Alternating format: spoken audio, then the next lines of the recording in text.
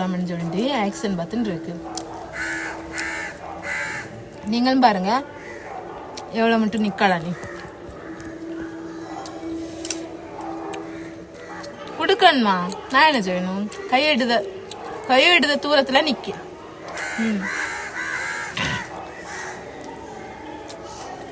ஏம்மா என்னம்மா? என்னம்மா வேணையும்?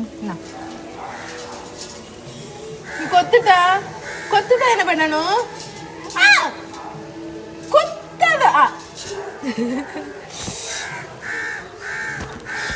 பாவம், நம்ம தூரப்படுறதே இதுக்கு கொடுக்கணும். அது மாதிரி எவ்வளோ இடத்துல வந்து சாப்பாடெல்லாம் வேஸ்ட் ஆக்குதாங்க கல்யாண வீட்டிலலாம்.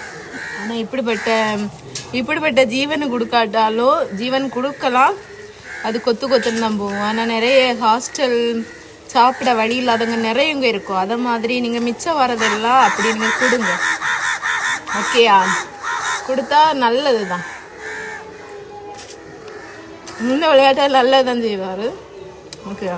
அடுத்து 2 சாப்பாடு தந்துருக்கா, நீங்களும் வாங்கன்னு கொடுங்க. ஏன் ஒரு பயம் இல்லாம என்ன கிட்ட நிக்க உன்னை வீட்டுல அடைச்சு போட்டா என்ன செய்வ? பாருங்க,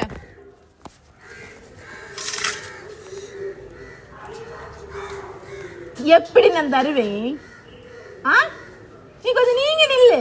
வச்சுனா கொத்துரு.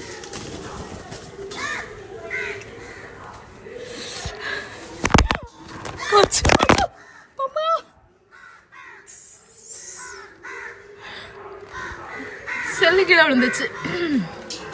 எத்தனை மணிக்கு எதுக்கு என்ன வீடியோ எடுக்குதுன்னு சொல்லி பாயின்னு சொல்லுண்டு நீ வீடியோ எடுத்துட்டு இருக்கன்னு சொல்லி இப்படியெல்லாம் பண்ணிட்டு இருக்கா.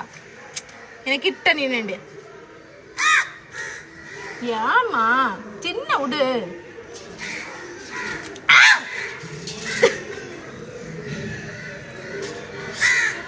இப்படி உங்க வீட்டுல இப்படி வந்து கொஞ்சமான்னு சொல்லி சொல்லுங்க. நமக்கு எந்த உறவும் இல்லை, ஆனா இந்த உறவு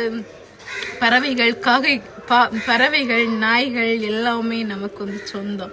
அது எவ்வளவு பாசமா இருக்குமென்னு தெரியுமா? நம்ம தான் வளர்த்துன்னு அப்படியே விடுதோம். அதனாலதான் இந்த தடவை நாய் வாங்கக்கூடாதுன்ற காசு இறக்கி, ஆனா வாங்கக்கூடாது, சொந்த வீடு இருந்தா வாங்கலாம், இதை வாங்கக்கூடாதுன்னு சொல்றேன். சொல்லுக்கு மேல வந்துடி கொத்துன்னு போவேன். பாய்.